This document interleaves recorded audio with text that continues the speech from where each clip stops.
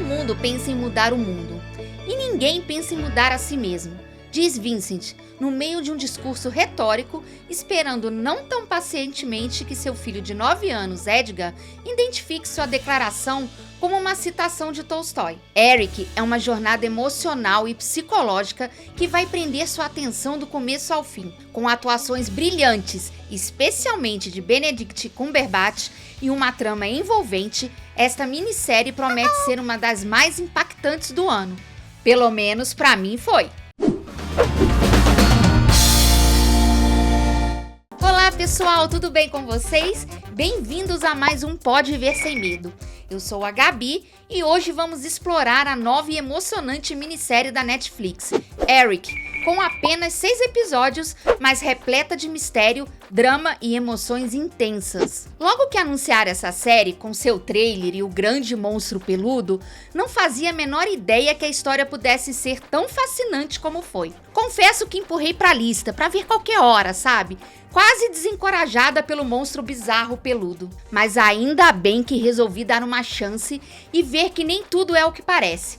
As coisas boas vão além das aparências. Bem-vindos a Nova York da década de 1980. É para onde Eric nos transporta, para essa cidade vibrante e tumultuada nos anos 80. Um período marcado por desafios sociais, alta criminalidade e uma crise de drogas devastadora. Além, é claro, da crise de AIDS, que foi uma das maiores crises de saúde pública enfrentadas nessa década. Os anos 80 viram o início de processos significativos de gentrificação em várias partes da cidade. Áreas como Manhattan começaram a atrair investimentos e a se revitalizar, mas isso também resultou no deslocamento de moradores de baixa renda, gerando tensões sociais e debates sobre justiça urbana. E com isso, um grande número de sem-tetos tomou conta da cidade. A série captura com precisão a atmosfera da época, desde a moda e a música até os problemas urbanos e dinâmicas sociais, que irão influenciar diretamente a história em todos os aspectos. Estamos em 1985.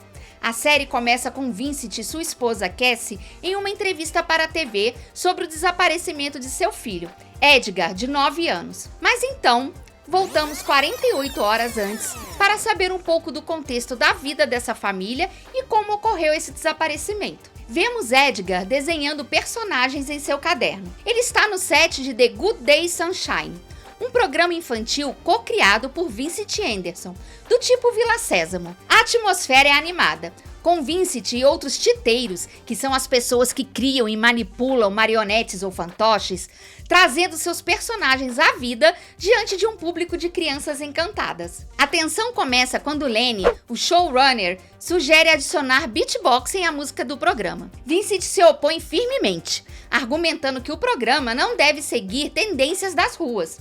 Lembre-se, estamos em 1985. No caminho para casa, vemos a raiva latente de Vincent, que ignora a conversa com o filho, e os desafios do bairro difícil onde eles vivem. Já em casa, Edgar presencia cenas rotineiras de seus pais discutindo. Apesar de incentivar a ele desenhar, Vincent não dá devida atenção quando ele apresenta um novo personagem, um monstro chamado Eric. Na manhã seguinte, após mais uma briga entre Vincent e Cassie, Edgar vai sozinho para a escola.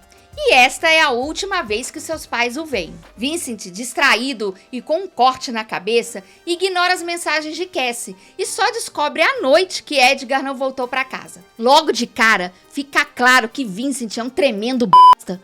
Ele machuca frequentemente as pessoas que ama, irrita seus colegas de trabalho com reclamações ininterruptas sobre tudo, é um péssimo pai e marido, tem surtos de violência e se acha o centro do universo. Só os seus desejos importam. E o pior, ele sabe muito bem de suas falhas. E em sua busca desesperada por Edgar, Vincent, quando não está bebendo ou se convencendo de que Edgar apenas fugiu, tem uma ideia. O filho estava tentando mostrar ao pai um novo desenho de fantoche, querendo fazer parte do mundo dele. Vincent então tenta lembrar tudo que Edgar contou sobre o desenho do monstro azul, chamado Eric. Convencido de que se construir Eric e colocar-o na TV, o menino voltará para casa.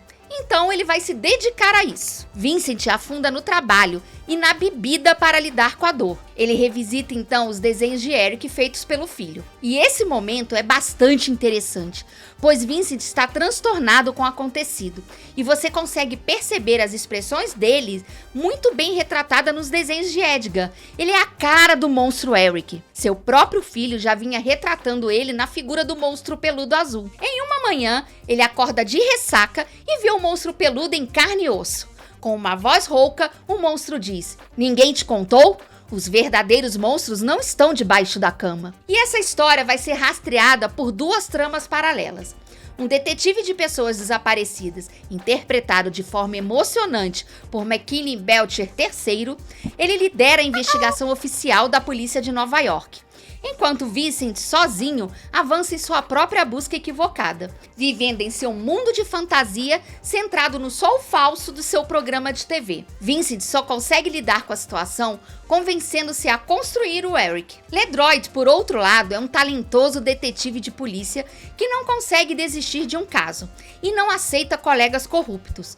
Quando o conhecemos, ele assume o caso de Edgar, enquanto trabalha em casos mais antigos. Ele entrevista os Andersons e o zelador do prédio, George, último a ver Edgar. Paralelamente, Ledroyd investiga um traficante de drogas chamado Gator, recém-saído da prisão e possivelmente ligado a uma quadrilha de tráfico de crianças. Apesar das advertências de seu chefe, Ledroyd continua sua investigação solo. O fato dele ser um dos poucos detetives negros da polícia de Nova York e um homem que ainda não saiu do armário em pleno auge da epidemia da AIDS não torna as coisas mais fáceis para ele. Seguimos Ledroyd enquanto ele tenta encontrar pistas sobre o desaparecimento de Edgar e ainda procura por um menino de 14 anos que desapareceu quase um ano antes, Marlon Rochelle. Esse menino era negro e o caso não recebeu tanta atenção. Ele se destacou pelo preconceito na mídia. Porém, o detetive acredita que a cor da pele do menino não é o único problema. E por mais idiota que pareça, assistir Vincent tropeçando e conversando com um monstro imaginário parecido com o Yeti é algo muito mais profundo. É a personificação do seu eu mais íntimo, que ele se envergonha em encarar. Um homem que sempre viveu à beira do limite da sanidade. A mensagem é alta e clara. Como Eric disse logo que apareceu, os verdadeiros monstros não estão debaixo da cama. E de fato não estão. Vincent irá lutar com esse monstro até o momento que decidir encarar que ele precisa mudar o que está dentro dele. O Vincent de Cumberbatch captura a miséria, a tristeza e a autodestruição de alguém que está quebrado por dentro. É difícil sentir empatia por ele. Em muitos momentos você sabe que ele merece sofrer. Mas ao longo da série, percebemos que a redenção é possível. Isso se a pessoa realmente estiver disposta a mudar e aceitar suas falhas. A série aborda questões que ressoam profundamente na sociedade moderna, como o impacto das drogas, a saúde mental e as dinâmicas familiares. Eric destaca como os traumas e as perdas podem afetar a mente humana e a importância do apoio emocional e da esperança. Gaby Hoffmann é assustadoramente cativante como a mãe de Edgar, a Cassie. Uma mãe em completa angústia. A vemos refazer os passos de Edgar, distribuir folhetos avidamente e claramente chegar ao ponto sem volta quando se trata do seu relacionamento pessoal com Vincent. Com suspenses transparentes encerrando a maioria dos episódios, um ritmo fluido e a compulsão humana de descobrir o que aconteceu, os episódios voam. Mas eu não diria que são fáceis de assistir, não. O show mantém você colado na TV, revelando novas pistas e provocando a verdade em torno do desaparecimento de Edgar.